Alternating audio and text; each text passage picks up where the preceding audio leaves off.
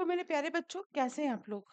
मैं भगवान से आशा करती हूँ कि आप सभी स्वस्थ होंगे, मस्त होंगे।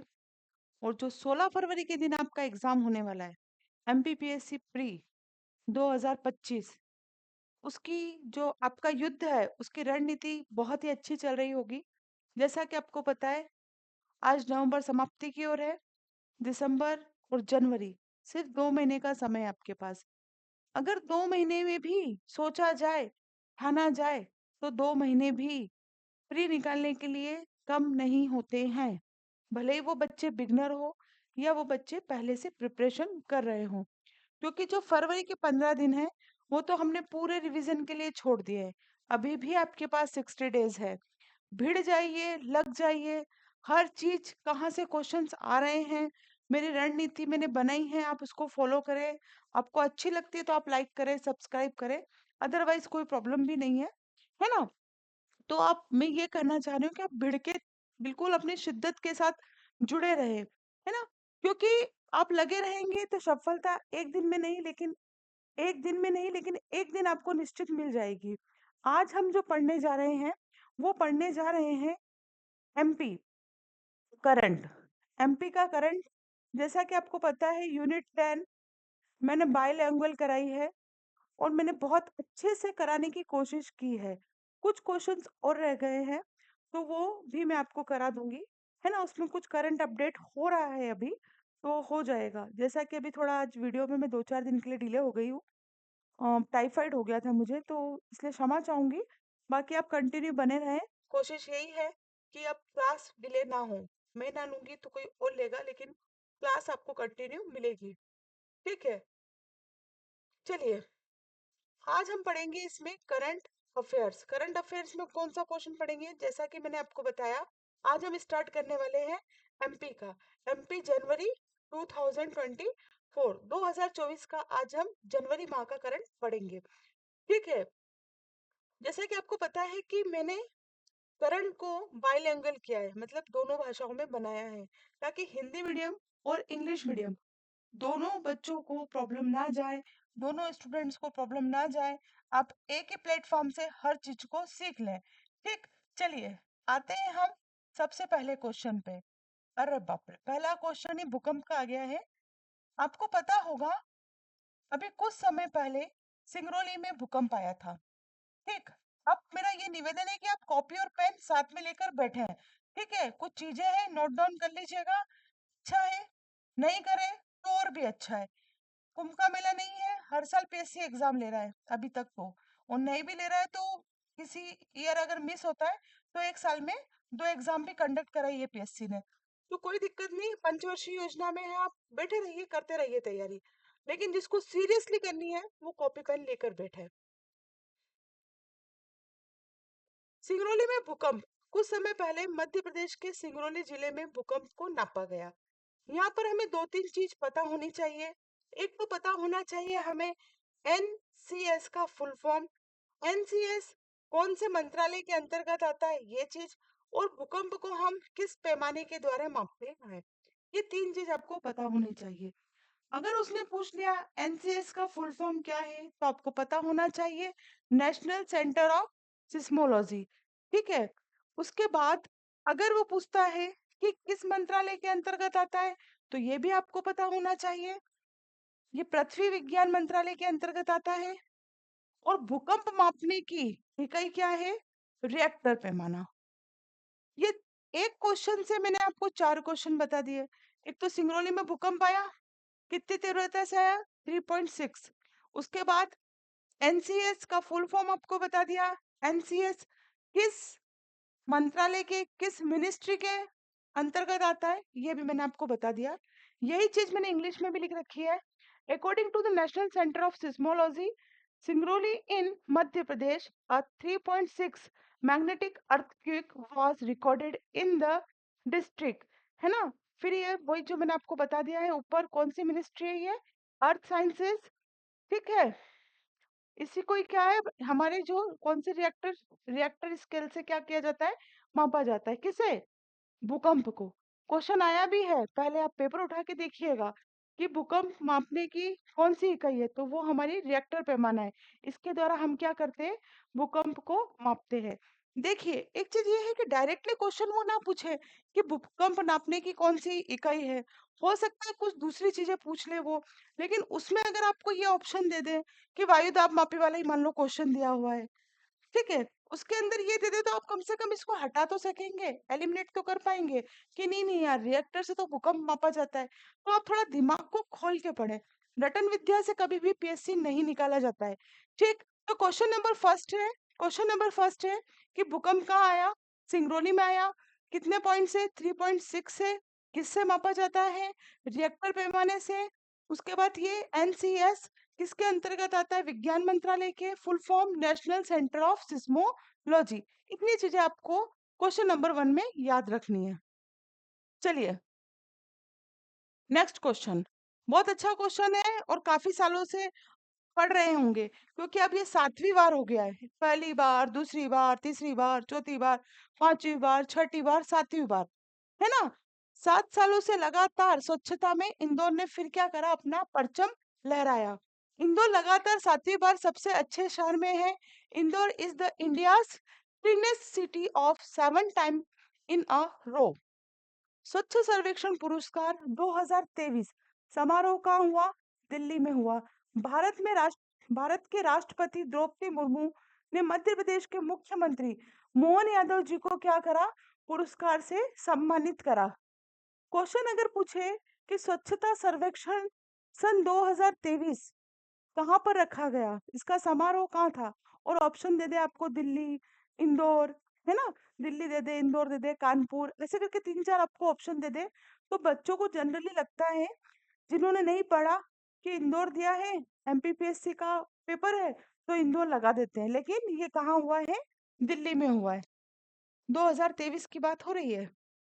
इंदौर ने सूरत के साथ स्वच्छ शहर का खिताब साझा किया है, ये साथ है ना, साथ स्वच्छ शहर का क्या किया है, खिताब साझा किया है। यही चीज मैंने इंग्लिश में भी लिख रखी है, क्वेश्चंस थोड़े ज्यादा है तो आप देख लीजिए, वही लिखा है कि एट द स्वच्छ सर्वेक्षण अवार्ड 2023 सिरोमनी कहाँ हुई, दिल्ली में हुई। The president of India Droupadi Murmu also honoured Madhya Pradesh chief minister कौन है, Mohan Yadav with the award, है ना। आप इसका डायग्राम भी देख सकते हैं, मतलब इसकी पिक्चर भी देख सकते हैं, साक्षात आप दर्शन भी कर सकते हैं। ठीक है, आपको जैसा कि बोर्ड पर दिख रहा होगा, कोशिश की है ये हमारे राष्ट्रपति जी, ये हमारे सीएम साहब, ठीक है।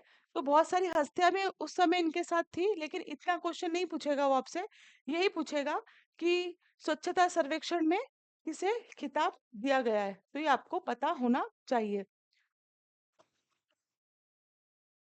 हम्म, अब हुआ है जल महोत्सव। जल महोत्सव वाटर फेस्टिवल कब हुआ, ये 2023 दिसंबर से 2024 जनवरी में, है ना। इंदिरा सागर बांध के तट पर स्थित हनुमंतिया टापू है, उस हनुमंतिया टापू पर ही ये हुआ है। और ये जो हनुमंतिया टापू है, ये कहाँ आता है, ये खंडवा जिले में आता है। ठीक है, अगर आप ओंकारेश्वर गए हैं तो तकरीबन 50 से 60 किलोमीटर वहां से पड़ता है, जाइए, बहुत अच्छी जगह है, मैं जाके आई हूँ इसलिए मुझे पता है। ठीक है, तो ये कहाँ पर हुआ है, आपको सिर्फ इतना ध्यान रखना है कि क्वेश्चन पूछे कि जल महोत्सव कहाँ हुआ है, तो एक तो या तो खंडवा जिला दे देगा, खंडवा, ओंकारेश्वर, ऐसे नाम दे देंगे आपको, तो खंडवा जिले के हनुमंतिया टापू पर हुआ है।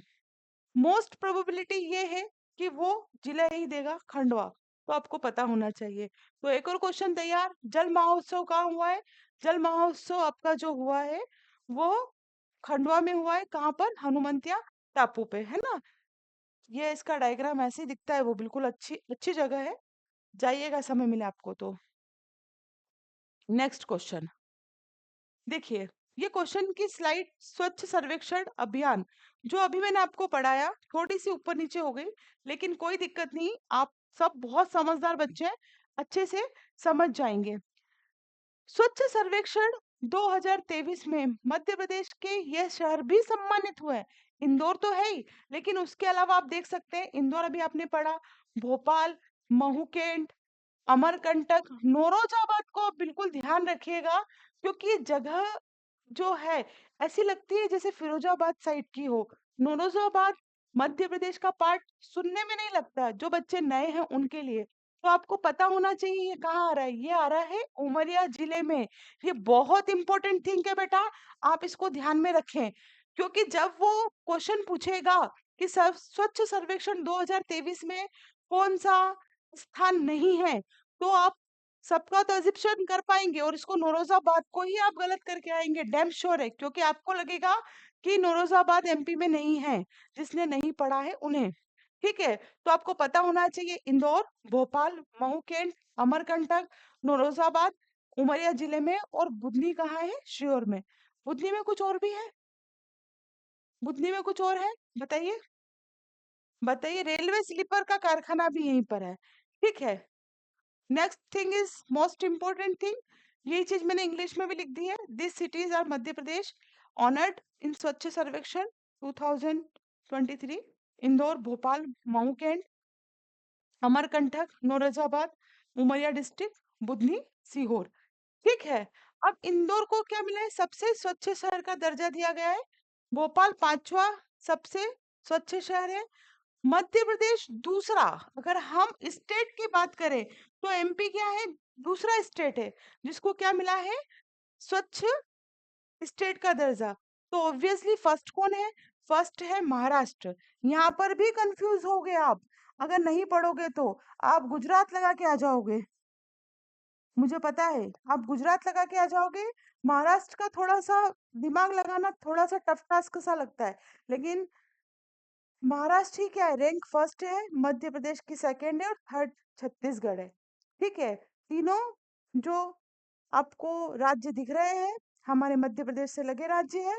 पहला महाराष्ट्र, दूसरा मध्य प्रदेश और तीसरा छत्तीसगढ़, जो कि हमारे प्यारे मध्य प्रदेश से कब अलग हुआ था, 2000 2000 में। ठीक है, 2000 ईयर में, सन 2000 में।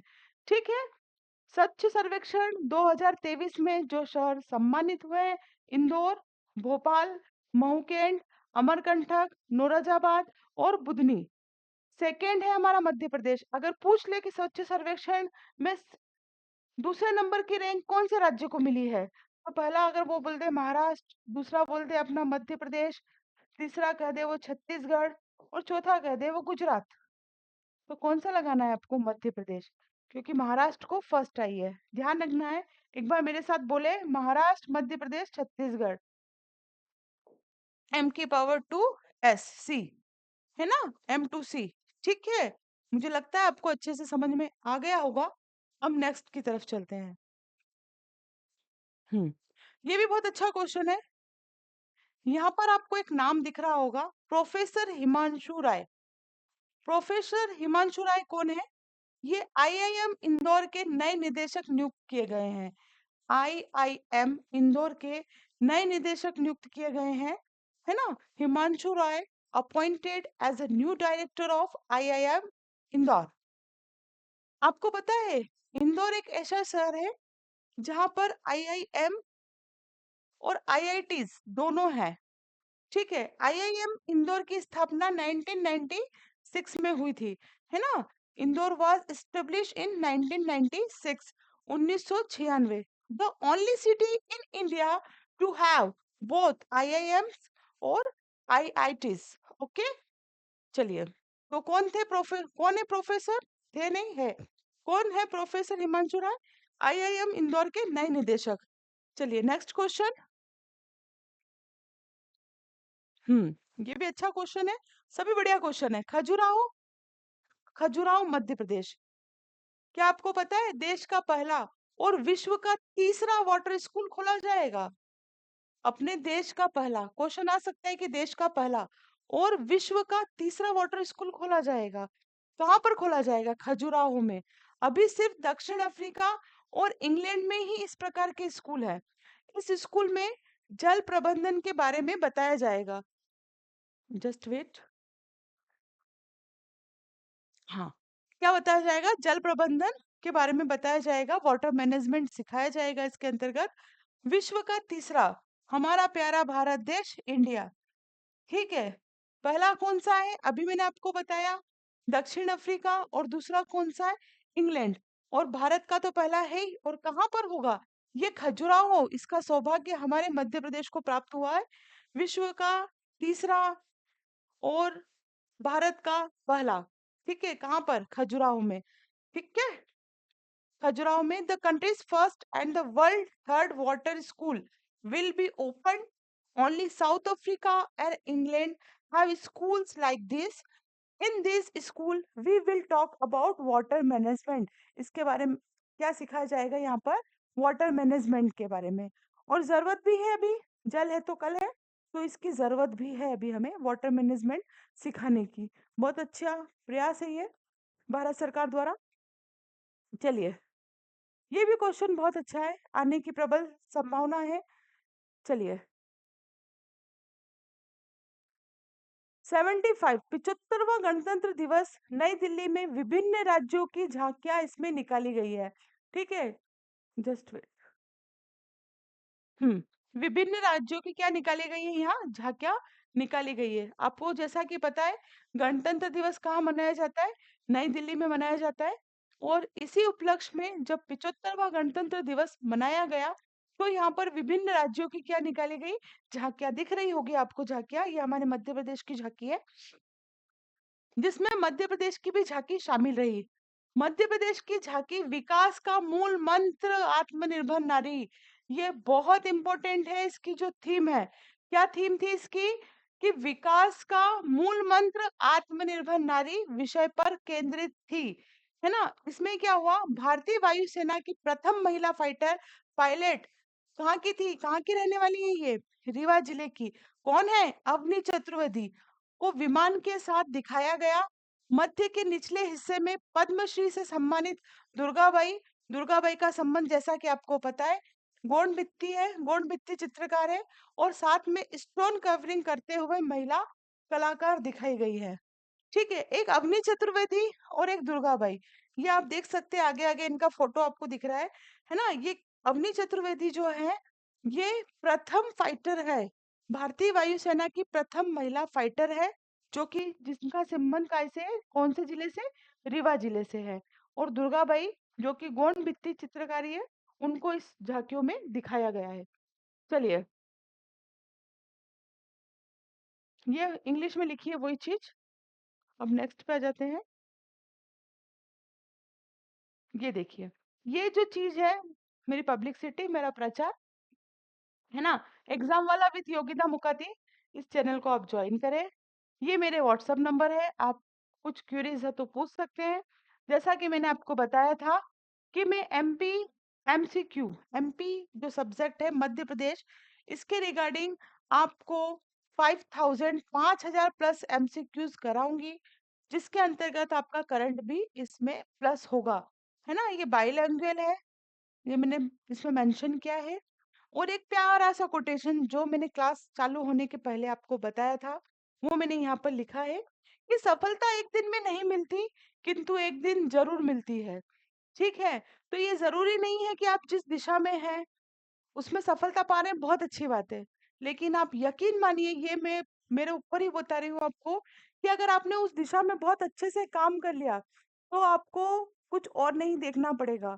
ठीक है, मेरा कहने का मतलब आप अच्छे से समझ पा रहे होंगे कि आपका फ्यूचर बन जाएगा एक अच्छे सकारात्मक वे में। तो आप लगे रहे। मैं यही कहना चाहूंगी फिर से कि सफलता एक दिन में नहीं मिलती, है ना, किंतु एक दिन जरूर मिलती है। तो लगातार लगे रहे, रोज काम करें, रोज पढ़ाई करें। ऐसा नहीं कि एक दिन 8 घंटे पढ़ लिया फिर 4 दिन तक गुल। भले ही 2 घंटे पढ़े, पर कंसिस्टेंसी के साथ पढ़े, आप कंटिन्यू पढ़े, ये बहुत जरूरी है। ठीक है, अगर आपको अच्छा लग रहा है मैं इतनी मेहनत कर रही हूँ, तो प्लीज इसे लाइक करें और इस चैनल को सब्सक्राइब करें, शेयर करें। चलिए नेक्स्ट पे आ जाते हैं। और जिन्हें नहीं पढ़नी है उनसे जय श्री राम, कोई दिक्कत नहीं है। बहुत अच्छा क्वेश्चन है ये भी, आपकी स्क्रीन पर क्वेश्चन है। अगर आप देखते हैं तो क्वेश्चन है, हाल ही में मध्य प्रदेश में मोटे अनाज के उत्पादन को प्रोत्साहित करने के लिए योजना चलाई जाएगी। कौन सी योजना? रानी दुर्गावती श्री अन्न प्रोत्साहन योजना। रानी दुर्गावती श्री अन्न प्रोत्साहन योजना, है ना। ये मैंने इसमें बता दिया है। Increase the production of course grains. Okay, कब से स्टार्ट हुई है? 3 जनवरी 2024 से। तारीख याद रखिएगा, 3 जनवरी 2024 से इसे लागू किया गया। इट मीन्स इस समय हमारे सीएम कौन थे? डॉक्टर मोहन जी यादव। मध्य प्रदेश में सरकार ने श्री अन्न उत्पादन प्रोत्साहन के लिए यह योजना लागू की है। इस योजना के तहत रागी, ज्वार, बाजरा आदि का उत्पादन करने वाले किसानों को 10 रुपए प्रति किलो, 10 रुपए प्रति किलो, अंडरलाइन कीजिए और लिखिए कि 10 रुपए पर केजी क्या दिया जाएगा? दर की सहायता से राशि दी जाएगी। ठीक है, पूछ सकता है कि ये स्कीम रानी दुर्गावती श्री अन्न प्रोत्साहन योजना किसके रिगार्डिंग है? तो आपको पता होना चाहिए, मोटे अनाज के। कब लॉन्च हुई? 3 जनवरी 2024 से। चलिए नेक्स्ट क्वेश्चन आपकी स्क्रीन पर खुल जा सिम सिम। ये बहुत अच्छा क्वेश्चन है और इसे पढ़ना चाहिए। क्वेश्चन आने की भी संभावना है क्योंकि क्वेश्चन अच्छा है। Creative city of music award, creative city of music award हमारे ग्वालियर को मिला है। ये यूनेस्को द्वारा दिया जाता है। देखिए, संयुक्त राष्ट्र शैक्षिक, वैज्ञानिक, सांस्कृतिक संगठन मतलब कि यूनेस्को ने अपने क्रिएटिव सिटीज नेटवर्क यूसीएन में 55 नए शहरों को शामिल करने की घोषणा की है। प्रवेशकों में 2 भारतीय शहरों ने अपनी पहचान बनाई।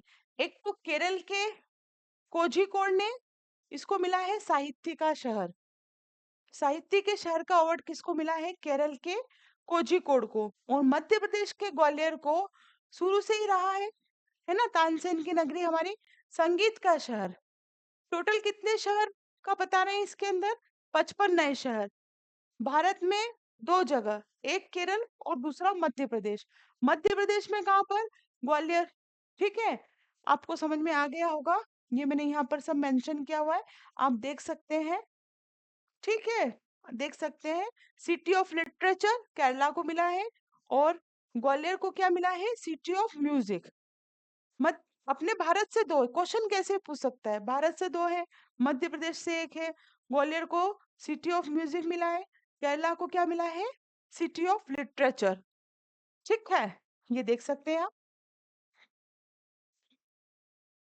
Like this. ठीक है, ये हमारा केरला और ये हमारा प्यारा ग्वालियर, मध्य प्रदेश। ठीक है, दोनों चीजें आप यहाँ पर देख सकते हैं। ओके, यूनेस्को द्वारा दिया गया है। चलिए नेक्स्ट, अटल सेतु। आप लोगों को पता ही होगा इसके बारे में भी, मुझे जहाँ तक लगता है, पर करंट में इसलिए मुझे पढ़ाना जरूरी है। मैं चाहती हूँ कि 16 फरवरी को जब पेपर आए तो करंट, इतनी मेहनत कर रही हूँ तो कहीं ना कहीं से अच्छे से करंट यहाँ से आए। और बिल्कुल यहाँ से आएगा क्योंकि मैं जो करंट के, आप देख रहे होंगे जो कंटेंट लेके आई हूँ, बहुत मेहनत से लेके आई हूँ, तो ऑब्वियसली कहाँ से पूछेगा एग्जाम? करंट, करंट में से ही पूछेंगे ना। चलिए, अटल सेतु भारत का सबसे लंबा पुल है। अटल सेतु अटल बिहारी जी वाजपेयी के नाम पर इनका नामकरण है। ठीक है, साथ ही ये क्या है? सबसे लंबा समुद्री पुल भी है। यह पुल लगभग 21.8 किलोमीटर है, मतलब अप्रोक्सीमेट आप 22 किलोमीटर मान सकते हैं। 6 लेन वाला पुल है ये, 6 लेन वाला, है ना? कितने लेन है इसमें? 6 लेन वाला पुल है, जिसकी लंबाई समुद्र के ऊपर, मतलब जो समुद्र है, मान लीजिए ऐसे ऐसे समुद्र है, तो उसके ऊपर कितनी है ये? 16.5 है। और जो बाकी बची है जमीन पर, वो 5.5 किलोमीटर है ना? समुद्र और जमीन दोनों को ऑब्वियसली मिला ही रहा होगा, पुल है तो 16.5 क्या है? 16.5 समुद्र के ऊपर है और 5.5 जमीन पर है। इस पुल का नाम भारत के पूर्व प्रधानमंत्री अटल बिहारी जी वाजपेयी के नाम पर रखा गया है। कमेंट करके मुझे बताएं, अटल बिहारी वाजपेयी कौन से नंबर के प्रधानमंत्री थे? यह पुल कहाँ से है? ये भी ध्यान रखने योग्य बात है कि मुंबई के सेवरी से शुरू होता है और रायगढ़ जिले के उड़न तालुका तक जाता है। मुंबई के सेवरी से चालू होता है, रायगढ़ के उड़न तालुका तक, तालुका मतलब जगह, है ना, में नवा शेवा पर समाप्त होता है। अच्छा, एक और चीज बहुत इंपॉर्टेंट है कि इसको जापान इंटरनेशनल कोऑपरेशन एजेंसी द्वारा क्या किया जा रहा है? वित्त पोषित किया जा रहा है, सहायता दी जा रही है। जो कुल परियोजना लागत का 80% हिस्सा कवर करती है, जबकि शेष हिस्सा राज्य और केंद्र। 80% तो हो गया, ले लिया हमने भैया जापान से, और जो 20% बचा वो राज्य और केंद्र मिलकर सहयोग करती है। ठीक है। अटल सेतु भारत का सबसे लंबा पुल है। इसकी लंबाई 21.8 किलोमीटर है। इसका नाम भारत के पूर्व प्रधानमंत्री अटल जी बिहारी के नाम पर रखा गया है। मुंबई के सेवरी से स्टार्ट, रायगढ़ जिले के उरण तालुका में समाप्त। 60% जापान इंटरनेशनल कोऑपरेशन, यही सबसे मतलब अगर इसमें देखा जाए ना तो सबसे इम्पोर्टेंट थिंग यही है कि किसके सहयोग से, तो आपको पता होना चाहिए जापान। जापान इंटरनेशनल कोऑपरेशन जो एजेंसी है, जिका, JICA, इससे इससे क्या किया जा रहा है, वित्त पोषित किया जा रहा है। चलिए नेक्स्ट क्वेश्चन की तरफ बढ़ते हैं। ये इंग्लिश में लिखा हुआ है, वही पूरा पॉइंट इसमें है कि 21.8 किलोमीटर इसकी टोटल लंबाई है ना। ये लिखा है 6 लेन वाला ब्रिज है। ओके। और इसका नाम हमारे प्राइम मिनिस्टर के जो पास्ट प्राइम मिनिस्टर है अटल बिहारी जी वाजपेयी, उनके नाम पे रखा गया है ना। ये बताया है कि कहाँ से शुरू हो रहा है, कहाँ पर एंड हो रहा है। सब जो मैंने आपको बताया है हिंदी में, वो इंग्लिश में ट्रांसलेटेड है। जिनको इंग्लिश में समझ में नहीं आ रहा है वो हिंदी में देख सकते हैं। चलिए नेक्स्ट आ जाते हैं हम। फूड स्ट्रीट प्रसादम उज्जैन। मध्य प्रदेश के मुख्यमंत्री मोहन यादव ने देश की पहली स्वस्थ फूड स्ट्रीट प्रसादम का उद्घाटन किया है, जो महाकाल लोक में पारंपरिक स्वास्थ्य भोजन तथा मोटे अनाज से बने व्यंजन परोसेगी। मतलब ये एक समझ लीजिए आप कॉन्ट्रैक्ट बेस्ड टाइप का है, जो क्या करेगी, जो उज्जैन का महाकाल लोक है, मेरे हिसाब से सबने देखा होगा, लेकिन जो दूरवासी शायद वो ना पहुंचे हो, देखिएगा, अच्छी जगह है। यहाँ पर क्या करेगी, स्वस्थ भोजन और जो मोटे अनाज है आपके बाजरा वगैरह, उससे बने व्यंजन क्या करेगी, परोसेगी।